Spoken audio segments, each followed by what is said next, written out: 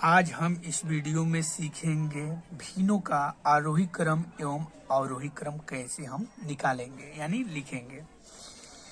Normal रहता है तो हम लोग बता देंगे इनसे बड़ा ये है, इनसे बड़ा ये है, इनसे बड़ा ये है। लेकिन भिन्न यानी बाटा में रहेगा तो कैसे हम पहचानेंगे कि कौन किससे बड़ा है। ठीक है, आज हम ऐसे क्वेश्चन को बताएंगे इस वीडियो में, ध्यान से देखिएगा और समझिएगा।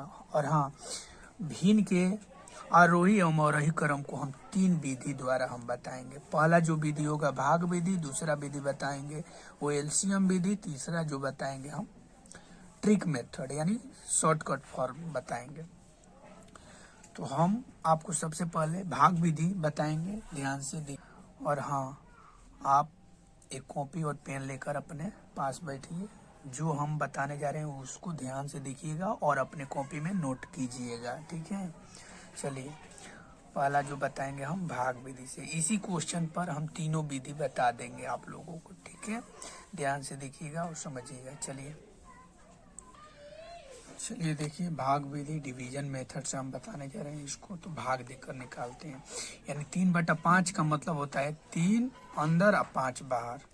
भाग देंगे तो 5 में 3 से ये 0 बार में देखिएगा भाग देने तो आता है आप लोग को। यहाँ 3 उतरेगा, यहाँ दशमलव देंगे तो यहाँ 0, 5 छक्का 30 हो जाएगा, यानी पूरा कट गया। यानी 5/3 को हम लिखेंगे 0.6।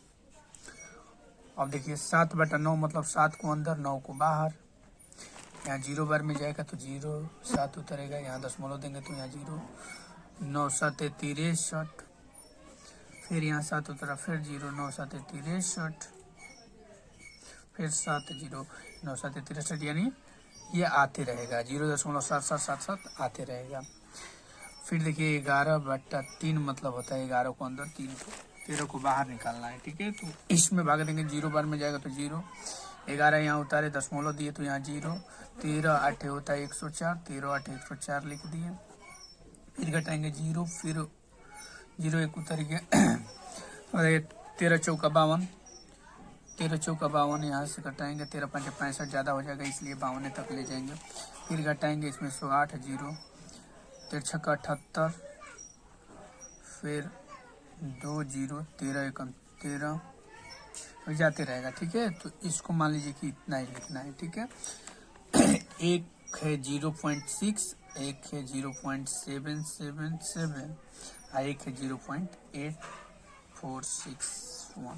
देखिए, यानी हम लिखेंगे 0.6, यानी 3/5 को हम लिखेंगे 0.6 और 7/9 की जगह पे लिखेंगे 0.777 और 11/13 की जगह पे लिखेंगे 0.8461 लिखेंगे। ठीक है, और हाँ, हम बताए हैं ना कि दशमलव के जो बाएं साइड होती है वो रुपया होती है। तो दशमलव के बाएं साइड इधर 0 है तो ये 0 रुपया हो जाएगा। यहाँ देखिए दशमलव के बाएं साइड यहाँ पर भी 0 है तो यहाँ पर भी 0 रुपया होगा। फिर यहाँ देखिए दशमलव के बाएं साइड यहाँ पर भी 0 है तो यहाँ पर 0 होगा। इसमें तो हम लोग को क्लियर नहीं हो पाया। लेकिन अब देखिए दशमलव के बाद, अब देखिए यहाँ दशमलव के बाद जो होता है पैसा होता है। तो देखिए दशमलव के बाद यहाँ जो है 6 पैसा है, यहाँ दशमलव के बाद जो है 7 पैसा है, और यहाँ दशमलव के ठीक बाद है 8 पैसा है। तो बताइए, इससे तो हम क्लियर नहीं कर पाए कि कौन बड़ा है कौन छोटा है। दशमलव के बाद जो हम देखे उससे हम क्लियर कर ले रहे हैं कि कौन संख्या बड़ी होगी कौन संख्या छोटी होगी। तो बताइए, इसमें सबसे बड़ा 6 7 8, इनमें सबसे बड़ा कौन है? 8 है। तो 8 वाला 1 नंबर पे यानी सबसे बड़ा यही संख्या है। 2 नंबर पे 7 वाला है यानी 2 नंबर पे ये संख्या है। 3 नंबर पर ये है, 3 नंबर पे ये संख्या है। ठीक है, तो ये वाला परिवार चिन्ह है। ये वाला जो परिवार है ये है कौन सा परिवार? ये वाला परिवार है 11/13 वाला। तो इसका परिवार लिख रहे हैं 11/13 लिख दे रहे हैं। ये वाला जो परिवार है ये है 7/9 वाला परिवार, तो इसकी जगह पे 7/9 लिख दिए। ये वाला जो है ये है आप लोग का 3/5 वाला परिवार, तो 3/5 लिख दिए। ठीक है,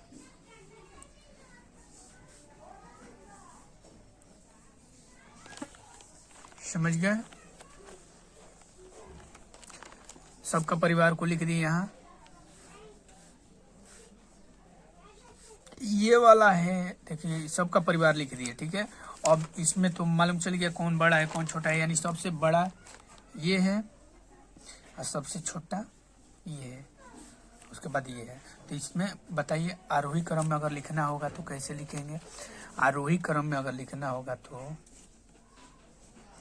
आरोही क्रम में लिखना होगा तो आरोही क्रम का चिन्ह बताएं, ऐसे होता है। तो आरोही क्रम में बताइए सबसे छोटा होता है, छोटा से बड़ा की ओर जाते हैं, छोटा से बड़ा की ओर जाते हैं।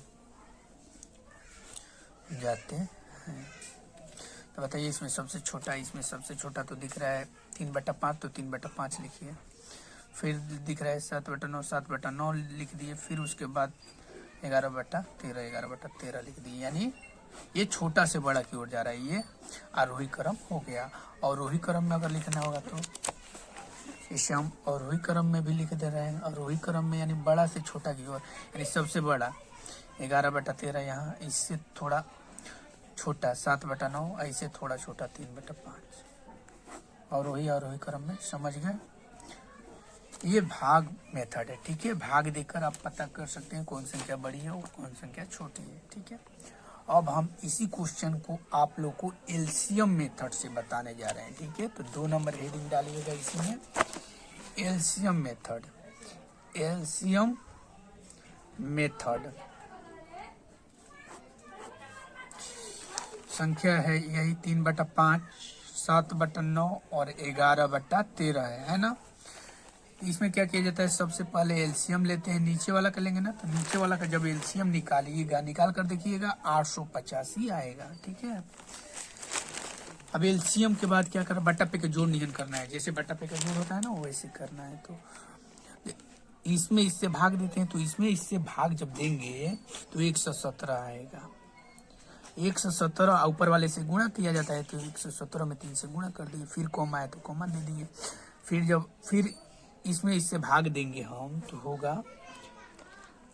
65 आएगा। 65 में ऊपर वाले से गुणा करना है, तो ऊपर वाले से गुणा कर दिए। फिर कॉमा है, कॉमा दे दिए। फिर अब देखिए इसमें जब इससे भाग देंगे तो 45 होगा। 45 में ऊपर वाले से गुणा करना है, यानी 11 है तो 11 से गुणा कर दिए। ऐसे ही करते हैं भिन्न का जोड़। तो देखिए फिर इसको इसमें गुणा करेंगे तो 117 में जब 3 से गुणा कीजिएगा तो 351 आएगा, करके देखिएगा। फिर कॉमा है। 65 में जब 7 से गुणा कीजिएगा तो 455 आएगा, 455 करके देखिएगा।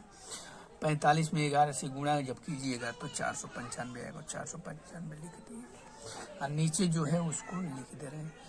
अब इससे कोई लेन देन नहीं है, नीचे वाले से कोई लेन देन नहीं है। ऊपर वाला देखना है, जो बड़ा होगा वो बड़ा संख्या, जो छोटा होगा वो छोटा संख्या होती है, ठीक है।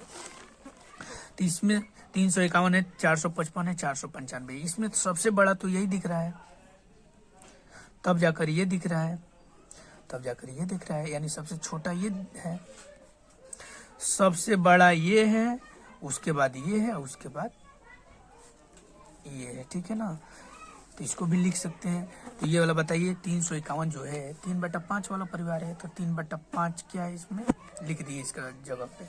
फिर ये वाला परिवार जो है 7/9, 7/9 लिख दिए। फिर ये वाला परिवार 11/13 है, 11/13 लिख दिए। तो इसमें बढ़ते क्रम में बताया है ना, बोला है आरोही क्रम, आरोही क्रम। तो इसको भी लिख सकते हैं। बताइए इसमें सबसे छोटा कौन है, 351। 351 वाला 3/5 है, तो 3/5 को पहले लिखेंगे, फिर ऐसे चिन्ह करेंगे। फिर उसके बाद 455, 455 वाला कौन है, 7/9, 7/9 लिख दिए, 7/9 लिख दिए। फिर इससे बड़ा कौन है 495, 495 जो है 11/13 वाला है, 11/13 लिख दिए, ठीक है। ये आरोही क्रम में हम लिख दिए इसको। और रोही में लिखना होगा तो आरोही में लिखना होगा तो क्या करेंगे, सबसे बड़ा, तो सबसे बड़ा इसमें 11/13 है, चिन्ह ऐसे रहेगा। उसके बाद 7/9 है, फिर ऐसे रहेगा, फिर 3/5 है। हम ये भी देखिए आरोही क्रम में लिख दिए। यानी 2 विधि हम आप लोग को बता दी, एक भाग विधि और एक एलसीएम मेथड।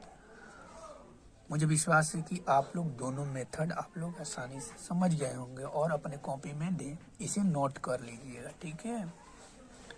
जो आपको अच्छा लगे उस नियम का आप लोग फॉलो कीजिएगा एग्जाम में, ठीक है। चलिए अब हम आप लोग को तीसरा जो बताने जा रहे हैं वो ट्रिक मेथड है, यानी वो कंसेप्ट है। कंसेप्ट ध्यान से सुनिएगा, जो बताएंगे वो ध्यान से उसे देखना है और समझना है, ठीक है। चलिए देखिए, ये तीसरा तरीका हम बताने जा रहे हैं आप लोग को। इसमें हम 4 पॉइंट आप लोग को लिखवाएंगे। 4 पॉइंट ध्यान से आप लोग देखिएगा। चारों पॉइंट से हम आप लोग को बताएंगे। इसमें 4 पॉइंट है। चारों पॉइंट को आप अपने कॉपी में नोट कर लीजिएगा, एक बार में समझ में आ जाएगा, मुझे विश्वास है। ध्यान से देखिएगा, ध्यान से। इसमें देखिए, पहला जो हम नोट लिखवा रहे हैं, ध्यान से देखिए। अंश एवं हर का अंतर समान हो, अंश और हर का अंतर समान हो तो जिसका अंश बड़ा होगा वही भिन्न बड़ी होगी। यानी ये अंश और हर, इसमें ऊपर वाले को अंश बोलते हैं, नीचे वाले को हर बोलते हैं, ठीक है, बोलते हैं ना। तो इसमें जिसका अंतर समान होगा, यानी अंश और हरों का अंतर समान रहेगा ना, तो क्या करना है, जिसका अंश बड़ा होगा वही बड़ा होगा और जिसका अंश छोटा होगा वो छोटा होगा, ठीक है। अब देख लेते हैं, चलिए इस सवाल को बनाते हैं कि इनका अंश और हर का अंतर बताइए कितना है। इस अंश और हर का अंतर 2 है। इसका अंतर देखिए कितना है, इसका भी अंतर 2 है। इसका अंतर देखिए कितना है, इसका अंतर भी 2 है। यानी अंतर इसका समान है। अंतर क्या है, समान है ना। अंतर इसका समान है, तो क्या बोले हैं, तो अंतर अगर समान रहेगा ना, तो जिसका अंश बड़ा होगा वही बड़ा होगा, जिसका अंश छोटा होगा वो छोटा होगा। तो बताइए, अंतर तो समान है, तो जिसका अंश, अंश मतलब ऊपर वाला, तो बताइए 11 यहाँ है, यहाँ 7 है और यहाँ 3 है। तो इसमें बड़ा 11 है, उसके बाद 7 है, उसके बाद 3 है, तो आरोही में लिखना होगा, तो हम लिख लेंगे। सबसे छोटा 3 वाला है, यानी 3/5। इससे थोड़ा बड़ा 7 वाला है, 7/9। फिर इससे बड़ा 11 वाला है, 11/13। इसको हम लिख दिए, समझ गए। और रोही में भी लिख सकते हैं और लिख लेंगे। और रोही में क्या करेंगे, ऐसे ऐसे चिन्ह रहेगा, तो इसको सबसे बड़ा है यहाँ पर, फिर इसके बाद 7/9, फिर इसके बाद 3/5। ये पॉइंट समझ गए। ये सबसे पहले अंतर देखना है अंश और हर का। अगर अंतर समान दिखेगा तो क्या कीजिएगा, जिसका अंश बड़ा होगा वो बड़ा होगा, जिसका अंश छोटा होगा अंश देखकर हम क्लियर कर लेंगे, ठीक है। चलिए पहला पॉइंट आप लोग उतार लिए। इसमें अब दूसरा पॉइंट आप लोग को लिखवाने जा रहा हूँ। देखिए इसमें दूसरा जो पॉइंट है, ये क्या लिखा है इसमें, जिसका अंतर समान ना हो, यानी अंतर जिसका समान नहीं रहेगा ना, तो उसको हम क्रॉस मल्टीपुल विधि द्वारा करके लिख देंगे। यानी क्रॉस विधि द्वारा हम करके उसको लिख देते हैं। तो देखिए इसमें तो अंतर समान है, तो इसमें ये नियम फॉलो नहीं होगा, ठीक है। इसके लिए एक और संख्या लेते हैं, मान लीजिए 7/5 और 8/11। इसमें लिखना है आरोही क्रम में, इसको लिखना होगा। तो ध्यान से देखिए, इसका अंतर देखिए, यहाँ है 2 का, यहाँ है 3 का, इसका अंतर समान नहीं है, तो इसमें हम बोले कि क्रॉस मल्टीपुल कर देंगे, ठीक है। क्रॉस मल्टीपुल क्या करेंगे, 5/7 है, 5/7, 8/11 है, 8/11 क्रॉस मल्टीपुल कर लिख देंगे। 11×5 55, 55 यहाँ लिख दिए। 7/56, 56 यहाँ लिख दिए। तो बताइए 56 बड़ा है कि 55 बड़ा है। तो इसमें दिख रहा है कि 56 वाला बड़ा है, तो 56 वाला ये है ना, तो ये वाला संख्या जो होगा बड़ा होगा सबसे, ठीक है। तो इसको आरोही क्रम में लिखना होगा, तो 5/7 लिखेंगे, फिर 8/11 लिखेंगे, ठीक है। ये समझ गए।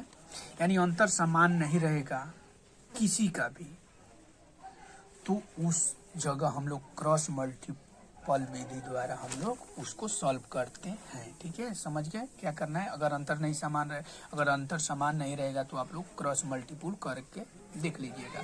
कितना भी अंक रहे वैसे ही क्रॉस मल्टीपुल करके आगे बढ़ते रहिएगा, आपका सवाल अच्छा से बन जाएगा, ठीक है। अब तीसरा जो पॉइंट हम आप लोग को बताने जा रहे हैं, देखिए तीसरा जो पॉइंट है, इसमें क्या करना है, अंश में 0 बढ़ाकर हर से भाग दे देते हैं। यानी अंश मतलब ऊपर वाले में 0 बढ़ाकर हर वाले यानी नीचे वाले से भाग देकर हम क्लियर कर लेंगे कौन बड़ा है कौन छोटा है।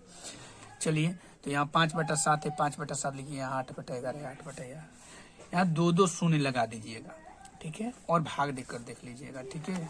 तो 500 में जब 7 से भाग दीजिएगा, 7 7 49 होगा ना, यहाँ 1 0 7 एकम 7 71 अभी रहने दीजिए, 7 एकम 7, इतना ही स्टेप रहने दीजिए। यहाँ 71 आया ना, जब 800 में 11 से भाग देंगे, 11 7 77, यहाँ 3 0, 11 दूने 22, 2 ही स्टेप रहने दीजिए। यहाँ पर 72 आया ना, तो बताइए 71 बड़ा है कि 72 बड़ा है, बताइए। तो 72 वाला बड़ा है, तो 72 वाला बड़ा है ना, तो 72 800/11, 800/11 किसका परिवार है, 8/11 वाला है, यानी 8/11 सबसे बड़ा हो जाएगा और 5/7 सबसे छोटा हो जाएगा। यानी इसको बढ़ते क्रम में लिखना होगा, तो 5/7 और फिर 8/11।